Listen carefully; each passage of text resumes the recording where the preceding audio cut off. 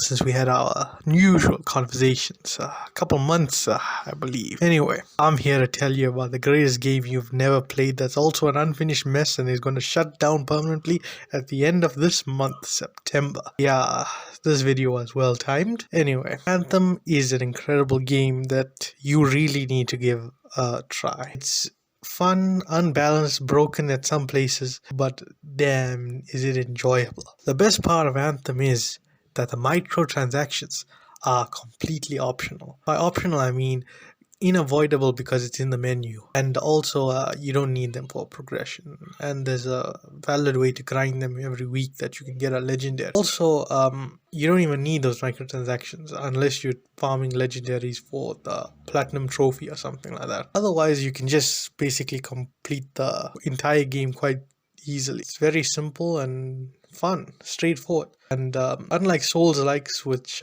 have a story somewhere you have to look for, Anthem's story is straight up front and terrible, so you don't have to do the awful thing of finding out everything about a Souls-like game, then realizing how shit the story would have been if they actually put cutscenes that made sense.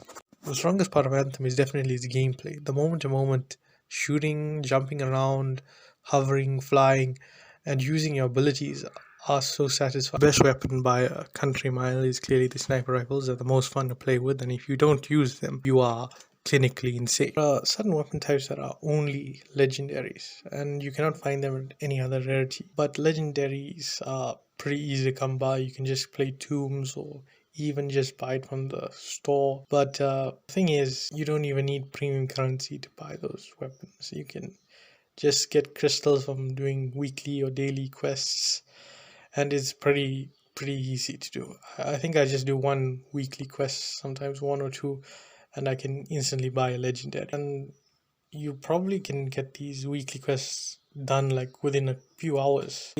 That's if you're slow. Like fast players can probably get like a weekly quest done in like just under an hour. Trust me, I got like over 100 hours in this game, and I've probably played this the longest that any normal man would do, just for that platinum, because this game is very fun, and it's sad that there's no more content in this game.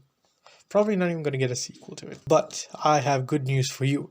You can buy this game for like real dirt cheap and probably beat it in like 2 to 3 weeks, or like right before the server shut down.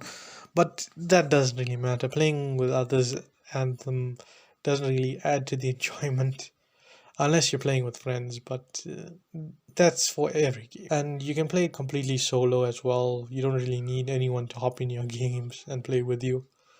And that's probably the best part of it, that it's well balanced for like a single player. And there are some tough enemies and tougher objectives like strongholds and stuff like that, but those are very few and far between. Like the main story is quite easy to finish, and strongholds and other side activities are just there to pad the runtime. The weakest part of Anthem is definitely the writing, the characters, the plot. Hell, there's a character that is literally just there to sell you on using the premium currency and buying cosmetics. But this is the one question I had for him. What's his backstory?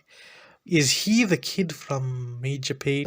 You know the one. Trust me, you know the one once you see this man. I think I'm putting a picture on screen right now of him. And you tell me if it's the same guy, just the Disney version of him. So, you know, race swapped.